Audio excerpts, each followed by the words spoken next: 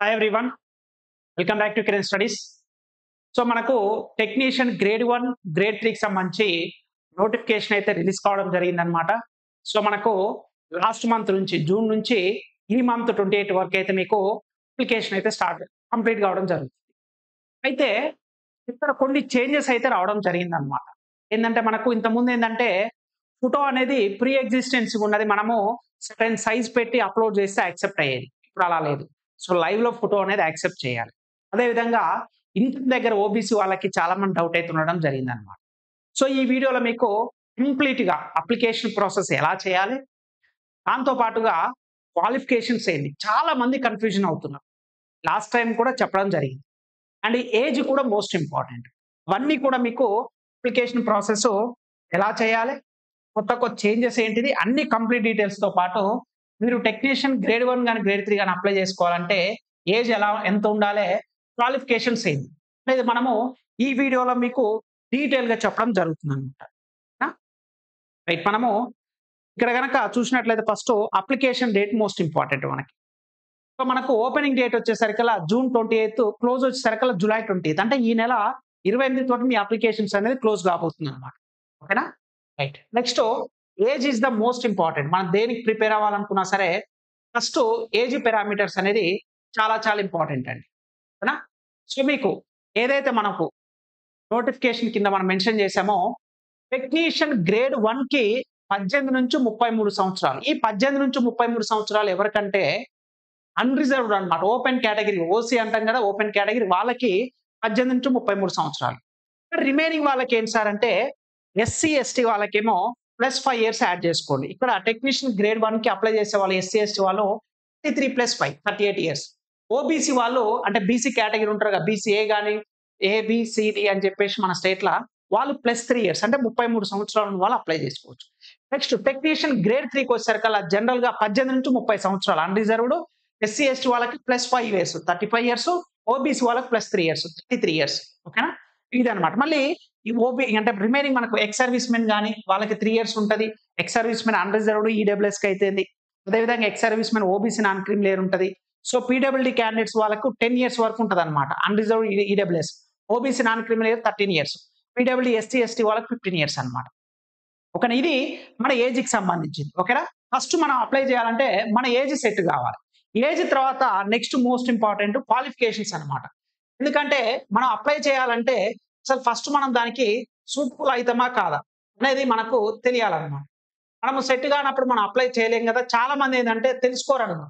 అదే మనకి వచ్చే ప్రాబ్లం ఇక్కడ. చాలా మంది కూడా సార్ మాకు క్వాలిఫికేషన్ అనేది మేము టెక్నీషియన్ గ్రేడ్ 1కి ఎలా చేయాలి, టెక్నీషియన్ గ్రేడ్ 3కి ఎలా చేయాలి, మేము ఎలిజిబులా కాదని చెప్పి నేను చాలా సార్లు లాస్ట్ టైం కూడా చాలా వీడియోస్ లో కూడా చెప్పడం జరిగింది. ఓకేనా? ఇప్పుడు క్వాలిఫికేషన్స్ గురించి మాట్లాడదాం. ఓకేనా?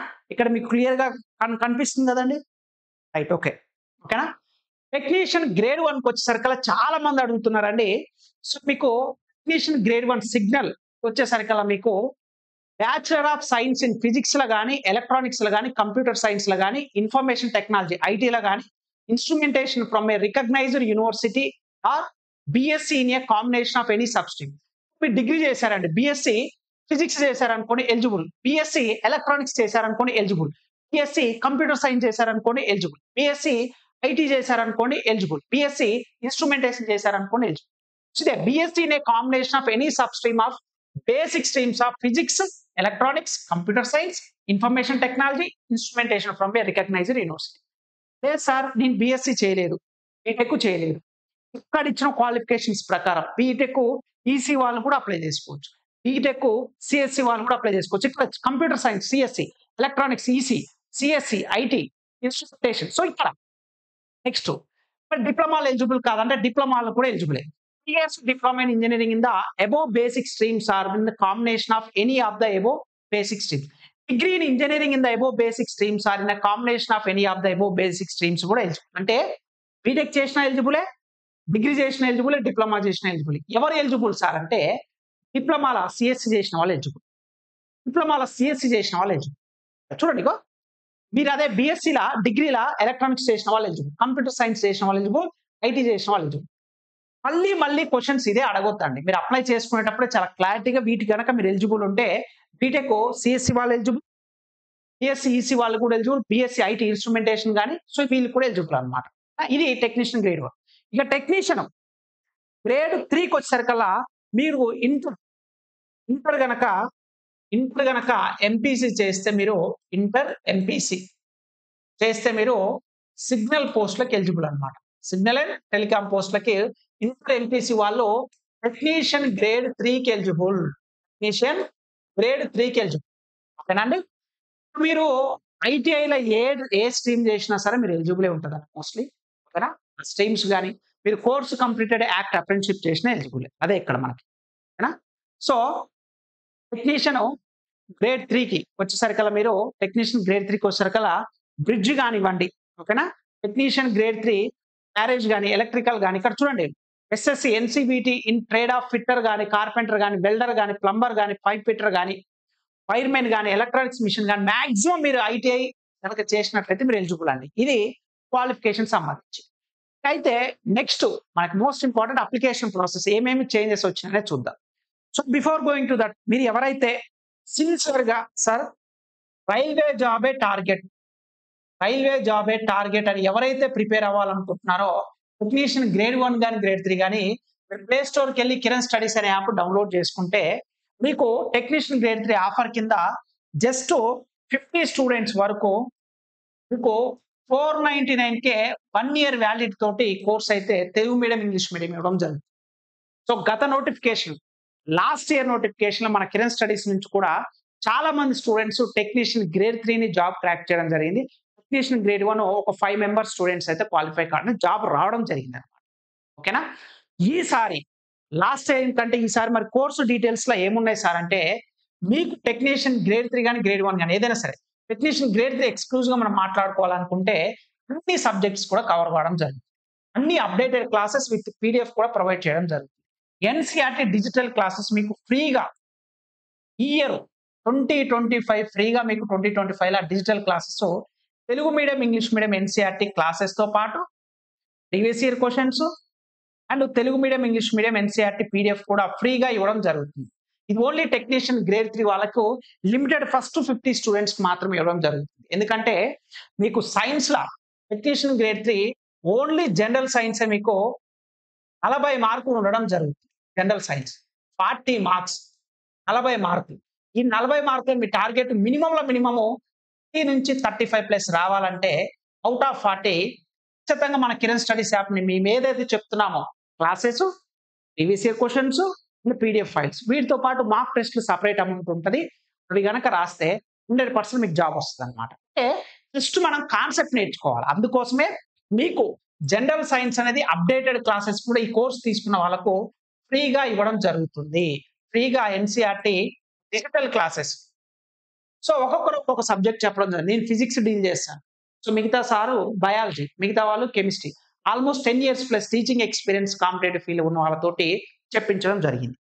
నెక్స్ట్ ఈ డిజిటల్ క్లాసెస్‌తో పాటే మీకు ఎన్‌సీఈఆర్‌టీ మీకు పీడీఎఫ్ ఫైల్ కూడా NCERT Telugu medium, English medium PDF file కూడా ప్రొవైడ్ చేయడం జరుగుతుంది.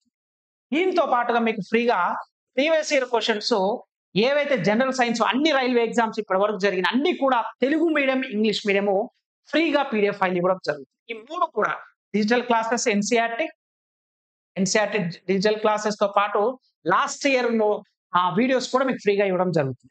తెలుగు మీడియం ఉంటాయి, ఇంగ్లీష్ మీడియం బైలింగ్వల్ ఉంటాయి. నెక్స్ట్ పీడీఎఫ్ కూడా ఇవ్వడం జరుగుతుంది, ప్రీవియస్ ఇయర్ క్వెషన్స్ ఇవ్వడం జరుగుతుంది. సో ఈ ఆఫర్ అనేది లిమిటెడ్ స్టూడెంట్స్‌కి మాత్రమే అండి. కేవలము ఫస్ట్ 50 స్టూడెంట్స్‌కి మాత్రమే ఈ ఆఫర్ అనేది ఇవ్వడం జరుగుతుంది. ఫస్ట్ లిమిటెడ్ అండి. ఫస్ట్ 50 స్టూడెంట్స్‌కి మాత్రమే ఈ ఆఫర్ అయితే ఉండడం జరుగుతుంది.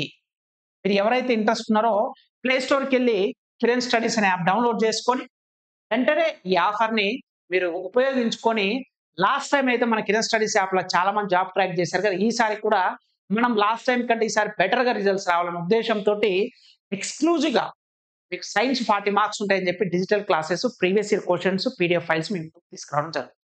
సిన్సియర్‌గా మీరు జాబ్ క్రాక్ చేయాలనుకుంటే 100% యూజ్‌ఫుల్ అవుతది. వేస్ట్ చేయకుండా ఓన్లీ 50 స్టూడెంట్స్‌కే ఉంటది కాబట్టి ఇంత తక్కువ offer 1 year validity Telugu medium, English medium. Don't miss it. ఓకేనా? రైట్. ఇక నెక్స్ట్ మనం అప్లికేషన్ ప్రాసెస్ దగ్గరికి వెళ్దాం. అసలు ఏమేమి చేంజెస్ అయినాయి? ఏంటి సార్ అని మనము ఇక్కడ అనేది చూద్దాం. ఓకేనండి? అర్థమైంది కదా మీకు? రైట్. ఇక్కడ మనం గనక ఒకసారి అబ్జర్వ్ చేసినట్లయితే ఇక్కడ అప్లికేషన్ ప్రాసెస్‌లో కొన్ని చేంజెస్ అయితే రావడం జరిగిందండి. మరి ఏమేమి చేంజ్ చేస్తారనేది ఫస్ట్ మనకి ఎవరైనా సరే అప్లై చేయాలనుకున్నప్పుడు ఫస్ట్ క్రియేట్ అన్ అకౌంట్. ఒక అకౌంట్‌ని క్రియేట్ చేసుకోవాలన్నమాట. సో, మీకు ఎలా క్రియేట్ చేసుకోవాలని వీడియో డిస్క్రిప్షన్‌లో కూడా నేను వీడియో అనేది ఇస్తాను. లింక్ ఆల్రెడీ నేను వీడియో ఎలా అప్లై చేయాలి అనేది కూడా వీడియో తయారు చేయడం జరిగింది లాస్ట్ ఇయర్‌ది. సేమ్ అదే లింక్ నేను కింద ఇస్తాను. ఎట్లా క్రియేట్ చేసుకోవాలని చూసి చేసుకోండి. ఓకేనా? లింక్ అనేది ఓన్లీ అఫీషియల్ ఆర్ఆర్‌బీ సైట్స్ నుంచి అప్లై చేసుకోవాలి. చాలా మంది ఏందంటే సార్ బయట వెబ్‌సైట్ నుంచి ఓపెన్ అవుతుంది. దీంట్లో నుంచి ఓపెన్ కావట్లేదు అంటారు కదా! అలా బయట ఫేక్ వెబ్‌సైట్‌ల నుంచి గనుక ఓపెన్ చేసి మీరు అమౌంట్ పే చేస్తే అది రిఫండ్ కాదు. కానీ ఎవరిది నమ్మొద్దు. అఫీషియల్ వెబ్‌సైట్స్ మాత్రమే నమ్మాలి. ఆ లింక్ మీకు వీడియో డిస్క్రిప్షన్‌లో ఇస్తాను. మీరు చేసేటప్పుడు చాలా మంది మిస్టేక్స్ ఏందంటే మీరు ఖచ్చితంగా అప్లై చేసేటప్పుడు ఒక మొబైల్ నంబర్ అనేది మీ ఎగ్జామ్ అయ్యేంత వరకు మొబైల్ నంబర్‌ని ఖచ్చితంగా అదే మొబైల్ నంబర్‌ని యూజ్ చేయాలి. దీంతో పాటుగా ఒక మెయిల్ ఐడీని క్రియేట్ చేసుకోవాలా మీరు. అది ఏదైనా సరే ఒక మెయిల్ ఐడీ క్రియేట్ చేసుకొని ఈ 2 కూడా ఎప్పుడు పర్మనెంట్‌గా ఉండాలి మీకు. పర్మనెంట్ అంటే ఎగ్జామ్ అయ్యేంత వరకు రిజల్ట్ వచ్చేంత వరకు కూడా ఈ మొబైల్ నంబర్, మెయిల్ ఐడీ ఒక్కసారి అకౌంట్ అనేది క్రియేట్ అయినట్లయితే అకౌంట్ అనేది క్రియేట్ అయితే మీకు ఎగ్జామ్ అయ్యేంత వరకు ఇదే మొబైల్ నంబర్, ఇదే మెయిల్. రైల్వేలో ఏ ఎగ్జామ్‌కి అప్లై చేస్తున్నా సరే ఈ 2 అనేది పర్మనెంట్‌గా ఉండాలి. చాలా చాలా అందుకే మీరు అప్లై చేసేటప్పుడు క్రియేట్ చేసుకునేటప్పుడు ఈ 2 ప్రాపర్‌గా ఉన్నాయా లేదా చెక్ చేసుకోండి. ఓకేనా? మీరు మర్చిపోవద్దు. ఈ మెయిల్ ఐడీ పాస్వర్డ్ కూడా గుర్తుపెట్టుకోవాలి మీరు. పాస్వర్డ్ కూడా గుర్తుపెట్టుకోవాలి. అలాంటి మెయిల్ ఐడే ఇవ్వండి. ఒకవేళ పాస్వర్డ్ మర్చిపోయినా ఫర్గెట్ పాస్వర్డ్ కొట్టినా మీరు ఏ నంబర్ అయితే ఇస్తారో దానికి ఓటీపీ వస్తది. ఓకేనా? ఇది చాలా ఇంపార్టెంట్ మీకు. నెక్స్ట్ దీని తర్వాత మనకు అకౌంట్ క్రియేట్ చేసుకోవాలి ఫస్ట్. దాని తర్వాత ఏందంటే సో, ఐడెంటిటీ అథెంటిఫికేషన్ అడ్వైజరీ. సో, ప్రతి ఒక్కళ్ళు కూడా ఆధార్ వెరిఫికేషన్ తోటే ఐడెంటిఫికేషన్ వెరిఫై చేసుకోండి. చాలా చాలా ఇంపార్టెంట్. మీ ఆధార్ నంబర్ తోటే చూడండి. Identity అథెంటిఫికేషన్ advisory. Candidates are strongly advised in their own interest to authenticate their identity using DigiLocker లేదా ఆధార్ డ్యూరింగ్ ద క్రియేట్ అని ఆధార్ తోటి మాత్రం వెరిఫై చేసుకుంటే మీరు ఎగ్జామ్ సెంటర్‌కి వెళ్ళిన తర్వాత ఎగ్జామ్ రాసేటప్పుడు ఎటువంటి ఇబ్బంది ఉండదు. Next general guidelines. ఇప్పుడు మనము ఏమేం గైడ్‌లైన్స్ అనేది ఇప్పుడు చూద్దాం. So candidates must use only the link provided in the official RRB website. Official RRB website ఏదైతుందో ఆ లింక్ మాత్రం మీరు ఉపయోగించుకొని మీరు అప్లై చేసుకోవాల్సి వస్తదన్నమాట. సో మిగతా వాళ్ళది ఎవరు కూడా పెట్టొద్దు. నెక్స్ట్ ఆన్‌లైన్ అప్లికేషన్ ఫిల్ చేసేటప్పుడు కరెక్ట్ ఇన్ఫర్మేషన్ ఇవ్వాలి. ఒకటికి 2 సార్లు చెక్ చేసుకొని. So next applicant will not be able to make any correction in the online application after submission. మీరు సబ్మిట్ చేసిన తర్వాత కరెక్షన్ అనేది వీలుండదు. And medium of examination Assam, Bengali, Gujarat, Kannada, Konkani, Malayalam, Manipur, Marathi, Odia, Punjabi, Tamil, Telugu and Urdu. Telugu కూడా ఉన్నది. మీరు లాంగ్వేజ్ సెలక్షన్‌లో గనక మీరు తెలుగు గనక పెట్టినట్లయితే మీరు ఎగ్జామ్ రాసేటప్పుడు తెలుగు వస్తది, ఇంగ్లీష్ వస్తది. మీరు ఓన్లీ ఇంగ్లీష్‌లో అనేది లాంగ్వేజ్ చూజ్ చేసుకుంటే ఓన్లీ ఇంగ్లీష్ మాత్రమే వస్తది. ఇది చాలా ఇంపార్టెంట్. ఓకేనా? నెక్స్ట్ సో మీరు ప్రతి దానికి a separate application for each pay level. మీరు ఒక్కొక్క దానికి ఫర్ ఎగ్జాంపుల్ మీరు టెక్నీషియన్ గ్రేడ్ 1కి అప్లై చేస్తున్నారు, టెక్నీషియన్ గ్రేడ్ 3కి అప్లై చేస్తున్నారు అనుకోండి. టెక్నీషియన్ గ్రేడ్ 1కి సెపరేట్‌గా అప్లై చేయాలి. టెక్నీషియన్ గ్రేడ్ 3కి సెపరేట్ అప్లై చేయాలి. మనం ఒకటి అప్లై చేసుకుంటే అయిపోయినట్టు కాదు. మీరు ఒక్క ఆర్ఆర్‌బీ జోన్‌కే అప్లై చేసుకోవాల్సి వస్తది. ఏదైనా సరే. Choose only 1 RRB per pay level. For example మీరు టెక్నీషియన్ గ్రేడ్ 1 సికింద్రాబాద్ పెట్టుకోవాలనుకుంటారు. టెక్నీషియన్ గ్రేడ్ 3 వచ్చేసరికల్లా ఏదైనా పెట్టుకోవచ్చు. కానీ అదే టెక్నీషియన్ గ్రేడ్ 1కి 4, 5 జోన్‌లు పెట్టుకోవాలంటే కుదరదు. టెక్నీషియన్ గ్రేడ్ 1 సికింద్రాబాద్ పెట్టుకోవచ్చు. టెక్నీషియన్ గ్రేడ్ 3 చెన్నై పెట్టుకోవచ్చు. మీ ఇష్టం ఏదైనా సరే. మీకు నచ్చింది ఏదైనా ఒక్కసారి ఒకటి మాత్రం పెట్టుకోవచ్చు. పోస్ట్ ప్రిఫరెన్సీ అనేది మీ యొక్క దాన్ని బట్టి మనం చేసుకోవచ్చన్నమాట. ఓకేనా? నెక్స్ట్ ఇంకేమేం చేంజెస్ ఉన్నాయనేది చూద్దాం మనం ఇక్కడ. ఓకేనండి? Right. So live photo capturing of the candidate during application. This is the new and most important అన్నమాట. చాలా మంది కన్‌ఫ్యూజ్ అవుతుంది కూడా ఇక్కడనే. అంటే ఇంతకు ముందు దీనికి చేంజెస్ అంటే బిగ్ చేంజెస్ అంటే ఇదేనండి. లాస్ట్ టైమ్ ఏమో మనం ఫోటో అప్లోడ్ చేసేది. కానీ ఇక్కడ అది కాదు. Candidates are not required to upload a pre existing photograph while apply. మీరు అప్లై చేసేటప్పుడు ఇంతకుముందు ఏం చేస్తారంటే డైరెక్ట్ ఏదో ఒక ఫోటో ఉంటే అది పెడితే అప్లై అయ్యేది. కానీ ఇప్పుడు అలా కాదు. Application module is designed to capture a live photograph of the candidate at the time of filling the application form. Live photo may be captured by webcam or by front of camera. So screen side camera of the mobile phone. Mobile phone లో కూడా మీరు apply చేసేటప్పుడు కానీ screen side కూడా ఉంటుంది. So మీకు laptop లో ఉన్నా సరే కెమెరా ద్వారా క్యాప్చర్ చేసుకోండి. Ensure dress your self in non white clothing preferable in dark colours. మీరు ఫోటో ఏంటంటే దిగేటప్పుడు డార్క్ కలర్స్ అనేది ప్రిఫర్ చేసుకోండి to maintain contracts with the background అనేది మనకు బెటర్ ఉండడానికి. For this purpose, the candidates must stand or sit in front of the camera when promoted by the application module and carefully follow the instructions below. మీరు ఏమేమి instructions follow అవ్వాలనేది ఇక్కడ ఇచ్చారు చూడండి. Ensure that the camera is positioned at eye level before capturing the photograph. నా కంటికి దగ్గరగా ఉందా లేదా చెక్ చేసుకోవాలి. Ensure that the camera. Position yourself directly in front of the camera and look straight ahead with the neutral expression. So మనం normal గా కెమెరాకి straight గా చూడాలన్నమాట. మనం అటు చూడడం ఇటు చూడడం చేయొద్దు. Make sure your entire face is clearly visible and centered with the frame shown by the application module. మీరు ఓపెన్ చేయగానే మీ ఫేస్ అంతా కూడా క్లియర్ గా పడుతుందా లేదా చెక్ చేసుకోవాలి. కొంచెం సైడ్ అటు కొంచెం సైడ్ ఇటు గనక పెట్టినట్లయితే యాక్సెప్ట్ కాదు. Do not wear a cap కానీ క్యాప్ పెట్టుకోవద్దు, మాస్క్ పెట్టుకోవద్దు, గ్లాసెస్ పెట్టుకోవద్దు, స్పెక్టికల్స్ పెట్టుకోవద్దు ఫోటో తీసేటప్పుడు.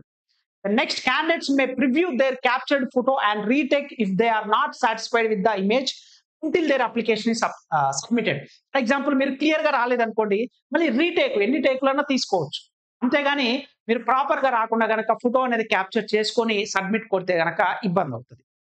Next, applications with photograph that do not comply with these guidelines are liable to be rejected. The candidate's appearance during the entire process of recruitment must match the photograph submitted with the application. So మీరు ఏదైతే photograph ఉందో ఇప్పుడు మీరు live లో తీసేటప్పుడు మీ photo మాత్రం పెట్టండి, అంతేగాని ఫేక్ గా గనక చేయదు. అలా చేస్తే గనక మీరు చాలా ఇబ్బందులు అయితే ఎత్తడానికి ఆస్కారం. Important note, candidates must not attempt to take a picture of a printed or digital pre-existing photograph. Any application where such an image is submitted will be sternly rejected. అంటే చాలా మంది తెలివి ఏం చేస్తారంటే వాళ్ళ ఫోటో కాకుండా అక్కడ డిజిటల్ దిగిన ఫోటో కెమెరా ముందు పెడతారు. కెమెరా ముందు పెట్టొద్దు, అంటే దిగిన ఫోటోని కెమెరా ముందు పెడతారు, అలా పెట్టొద్దు. లైవ్ లో మాత్రమే దిగాలి, అదే వీళ్ళు అడుగుతున్నారు.